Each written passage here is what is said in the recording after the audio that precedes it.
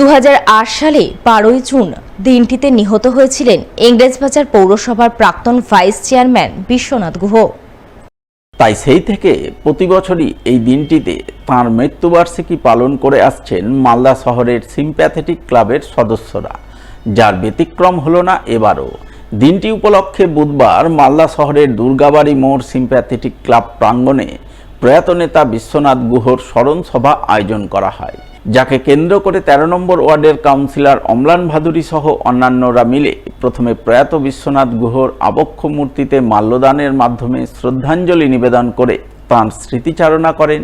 পরে দিনটিকে সামনে রেখে তারা বিভিন্ন সমাজসেবামূলক কর্মসূচি রূপায়ণ করেন বলে জানা গেছে।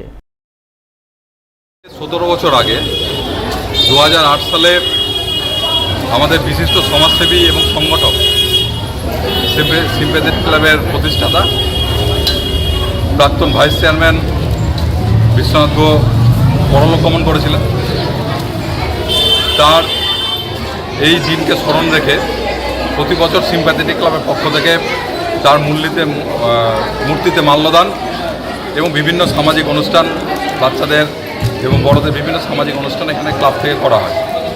এবার 17তম বছর সিম্প্যাথেটিক ক্লাবের পক্ষ থেকে সকল সদস্যরা মিলে তার স্মৃতির উদ্দেশ্যে, তাকে সম্মান জানানোর উদ্দেশ্যে আজকে এই অনুষ্ঠানটি হল।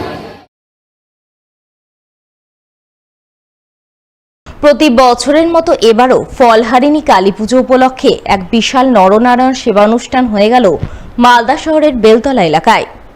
উল্লেখ্য, দীর্ঘ কয়েক বছরের ধর্মীয় পরম্পরা মেনে এবারও বেলতলা ক্লাবের পক্ষ থেকে গত কয়েকদিন আগে ফলহারিণী অমাবস্যার পুণ্যতিথিতে ফলহারিণী কালীমাতার পুজো পাঠের আয়োজন করা হয়।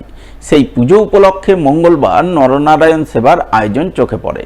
নরনারায়ণ সেবাকে ঘিরে কয়েক হাজার ভক্ত মায়ের প্রসাদ হিসাবে খিচুড়ি ভোগের সেবা গ্রহণ করেন।